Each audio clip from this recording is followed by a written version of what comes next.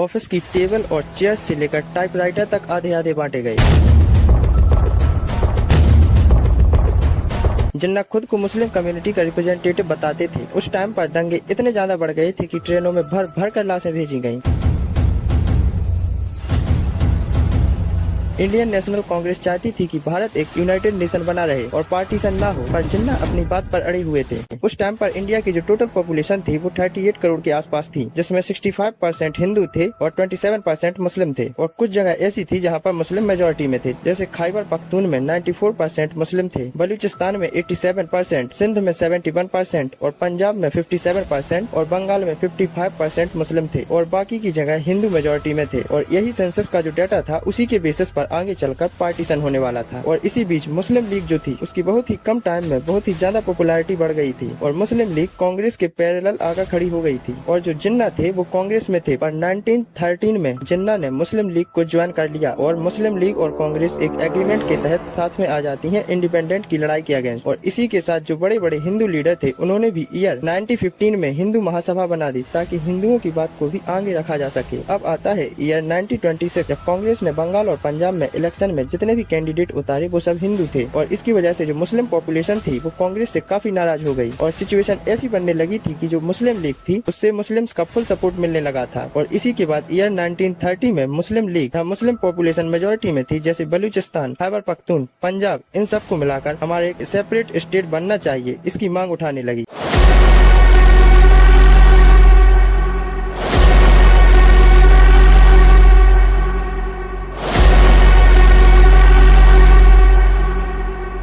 और यही वो समय था जब पहली बार मुस्लिम के लिए एक अलग स्टेट की मांग उठने लगी थी और इसी समय पाकिस्तान नाम भी निकल कर आया था। इसके बाद ईयर 1933 में लियाकत अली खान जिन्ना से मिलने लंदन जाते हैं और वहाँ यह डिस्कशन होता है कि जिन्ना को वापस आकर मुस्लिम लीग ज्वाइन करना चाहिए और एक अलग मुस्लिम देश की डिमांड रखनी चाहिए जिसको 100% मुस्लिम सपोर्ट मिलेगा।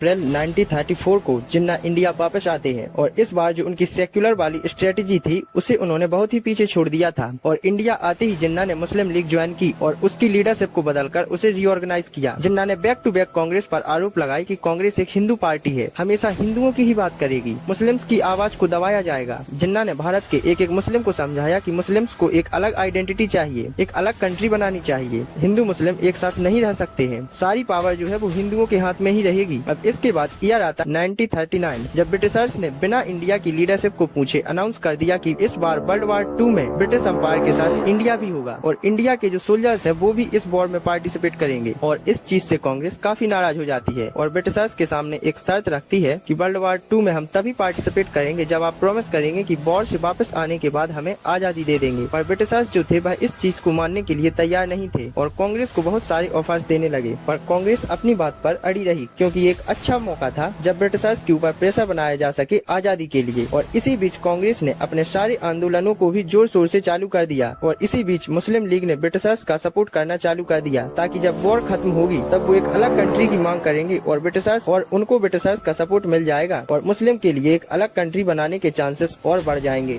1939 में जब कांग्रेस की जितनी भी लीडरशिप थी सबने रिजाइन कर दिया था और क्विट इंडिया मूवमेंट की वजह से आधी से ज्यादा लीडरशिप जेल के अंदर थी और इसी टाइम कांग्रेस थोड़ी पीछे हो जाती है और हिंदू महासभा और मुस्लिम लीग ये दोनों ग्रुप जो थे वो काफी स्ट्रांग हो गए थे और खुलकर आमने सामने लड़ रहे थे। इस समय हिंदू मुस्लिम दंगे काफी बढ़ गए थे और इसी सिचुएशन ने इंडिया को पार्टीशन की तरफ काफी तेजी से ढकेल दिया और मुस्लिम लीग के लिए मुस्लिम्स को समझाना काफी आसान हो गया था कि हिंदू मुस्लिम जो है वो एक साथ नहीं रह सकते हैं। और मुस्लिम लीग ने अपने एक सेशन में अनाउंस भी कर दिया था कि जो मुस्लिम मेजोरिटी वाली जगह है जैसे पंजाब, सिंध, NWFP, बलूचिस्तान, बंगाल और असम, इन सबको मिलाकर हमें एक अलग पाकिस्तान चाहिए। पर कांग्रेस बिल्कुल भी नहीं चाहती थी कि देश का बंटवारा हो और दोनों पार्टियां अपनी अपनी बात पर अड़ी हुई थीं। अब इसके बाद ईयर 1945 आते आते सेकेंड वर्ल्ड वार खत्म हो जाती है और यूके जो था वो काफी वीक हो जाता है और इस टाइम पर यूके के ऊपर काफी प्रेशर था और इंडिया के अंदर भी जो फ्रीडम फाइटर थे उन्होंने भी अंग्रेजों को काफी परेशान कर रखा था। ब्रिटिशर्स खुद डरे हुए थे कि जो ब्रिटिश आर्मी में इंडियन सोल्जर है कहीं वो खुद ही अंग्रेजों पर अटैक न कर दें और सिचुएशन ऐसी बन गई थी कि यूके की कंडीशन बहुत ही खराब हो गई थी। अंग्रेजों के पास इंडिया को छोड़ने के अलावा दूसरा कोई और रास्ता नहीं नहीं बचा था और अंग्रेजों ने यही सोचा कि ये लोग हमें मार कर भगाएं और यूके का नाम खराब हो, इससे पहले हमें खुद ही देश छोड़ देना चाहिए। इसके बाद ईयर 1946 में ब्रिटिशर्स एक इलेक्शन करवाते हैं जिससे यह पता चल सके कि ग्राउंड लेवल पर लोग क्या चाहते हैं, पार्टीशन होना चाहिए या नहीं, और कांग्रेस जो सेकुलर और यूनाइटेड भारत की बात कर रही है इसको लोग ग्राउंड लेवल पर कितना सपोर्ट करते हैं। और इस इलेक्शन के रिजल्ट के बाद साफ हो गया था जो मुस्लिम लीग है वो मुस्लिम्स की असली रिप्रेजेंटेटिव है, क्योंकि मुस्लिम लीग ने जो मुस्लिम मेजोरिटी वाली जगह थी वहाँ बहुत ही आसानी से इलेक्शन जीत लिया था। और इस रिजल्ट के बाद सबको रियलाइज हो गया था कि अब इंडिया का पार्टीशन होकर रहेगा और जिन्ना भी अपने अलग देश की मांग पर अड़े हुए थे।